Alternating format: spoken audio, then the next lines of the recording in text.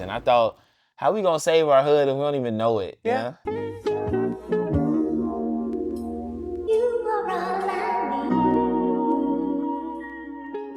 Hi, Coop. What up, Sid? Welcome to the library. What the fuck? So good to be here. So excited to have you here in the Vowels Library. So we're going to be talking about research, referencing books. I think like a logical place to start would maybe be with a little bit of context around Hood Mid-Century Modern, just a project you've been doing for a while. You talk about it as like a preservation society. I know it started as kind of like documenting on Instagram, like the relationship between like Blackness, Black culture, Black people, and like these really impressive works of architecture. Yeah. So what has it evolved into from there? Hood Century, to me, I would start to explain it as like us and the city. So it's like Hood Century Modern. The modern was how I got there. Yeah, right. And Sydney, let's just take a step back. Black folk in North America, and really the Black folk in the world, the brown folk in the world are coming up together. It's called the Industrial Revolution. We grew up there. We came in this motherfucker together. Y'all not doing that in the UK and the US if it wasn't for us being present. Right? So that's a reality. That's a reality in Africa too. And then the style of design that was chosen was modernism around the world, bro. So this is just not like, I want people to kind of feel that gravitas, sometimes. Yeah. And then I just started to go into this discovery, and the modernism thing was led me a whole other place. Yeah. I could really say that the account is about that. Yeah. But it also is about us in the city. I have asthma only because of where I grew up. Nothing hereditary. Yeah, that's real. And so we don't really know. Us intellectual ass, we don't know that the air might not be 100 and we may need to check that. Yeah. So this account really started to kind of be like an informational thing utilizing aesthetic via language.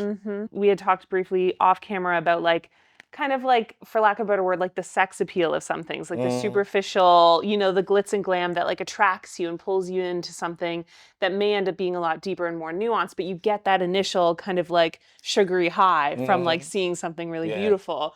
And that was something that I thought was interesting in thinking about how this project has evolved for you. So glad you said it started about kind of like an aesthetic curiosity, right? And then how do you take things like architecture, things like urban planning, things like preservation that are very insular, very academic, very kind of like hidden away, and how do you make them interesting and accessible to people? Black folks just love their cities. So it's not really that hard. Yeah. Right? I mean, let's go there. Like, I could just show a building without any context and floods of people will come with their memories. Yeah. Yeah. Switching gears for a second and talking about your personal relationship to books and libraries and all this kind of stuff. A question that I've enjoyed asking people in this series is, what is the first kind of like book or magazine or like visual ephemera that you remember like consciously seeking out as a child or, something that like, and you still now think Yeah, 100%. First thing I thought about is Tar Beach by Faith Ringo. Oh, okay. This book, Tar Beach, from Faith Ringo, is about a character, Cassie, and her fascination with the city and its sounds and its patterns. Yeah. Her uncle was actually a construction worker. Yeah. So he would take her on his lunch through the construction site, and she was so curious, and that really resonated to me. Yeah. What about your library now? What have you got? Have you got a big book collection? Have you got some digital stuff? Like, what's going on? Man, I got one of the wildest collections of books. Yeah. They're all over the place, like some in storage, and I have some with me in California. I'm spending the winter out there right now. But when I think about what I have at the crib, and shouts out to my mom, she's a big archivist. Yeah, okay. Or in the hood, they be called a hoarder. All of the books I have from college. I got some great signed things. I was really into like skate and graffiti and like that early sort of like Beautiful Losers is the book. Like those guys who came from my town. Shout out to Aaron Rose and Christian Strike, who created one of the first, like if not the first, like museum show for street art. Yeah. And we call it the beginning of the end. Yeah. And they got this Nikki Giovanni first edition of one of her poetry books that got signed. Shouts out to the Mercantile Library. I'm not getting that back. I gotta pay the costs. I got one of my books right now. I got It's Before the Mayflower. Oh, okay. Have you read that? No, I haven't read that. Oh, read the Before the Mayflower. Yeah? It's Okay. cool. It's a really, really, probably one of the more dynamic history reads. Yeah. It reads like a story. Okay. Of the history of black folks from 1619 here. Yeah. Maya Angelou had like said in the interview, like, it's a must read. Yeah. So I have a lot of my family books. Okay, that's nice. And that's really cool because you can see kind of how your peoples was thinking. Yeah. Beautiful. Okay, I think we're gonna go to the books. I bet.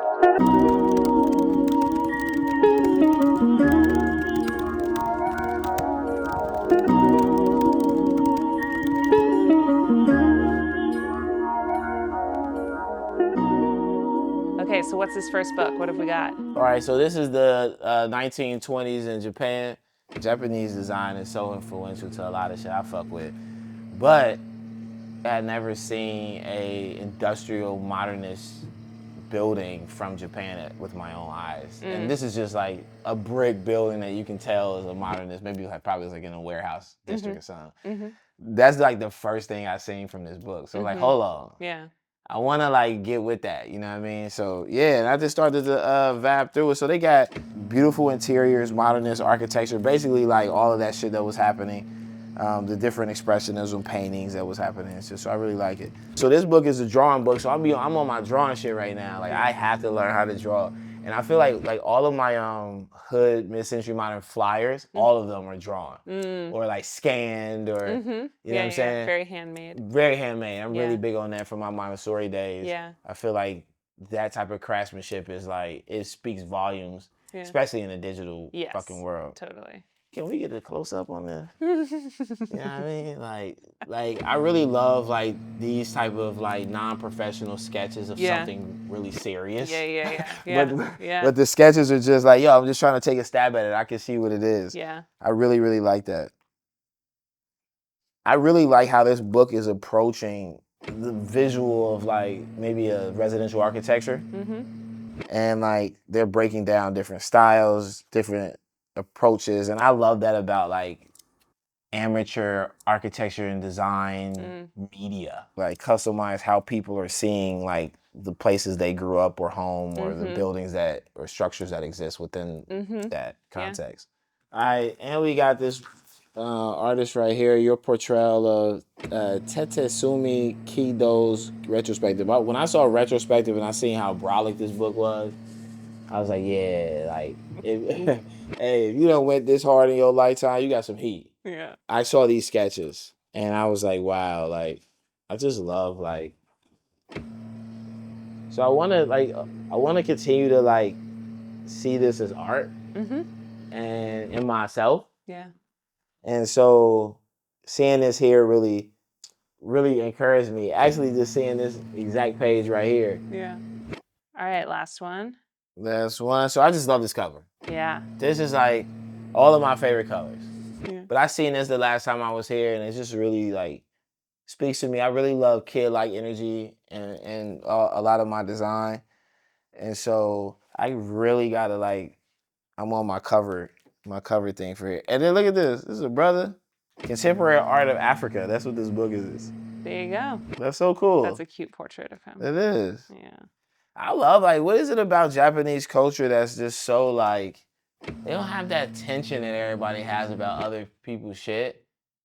Europeans were massively extractive from like African art and other art. And then it feels like Japanese just honor it. And I don't know if that's just because of my POV. Yeah. I don't know. It feels like there's less tension in the way that they see different cultures.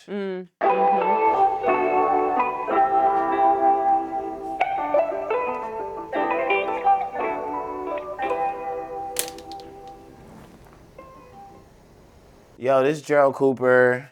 I'm adding Mapping Malcolm to the Vowels Research Library.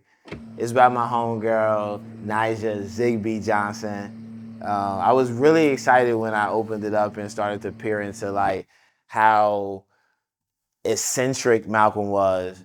Nija basically goes through and I think has about 10 to 12 folks giving their 2 cents on Malcolm. This is a amazing book Mapping Malcolm is going to be here at the library, research library, so y'all can dig into it. Shouts out to Niza, and yeah.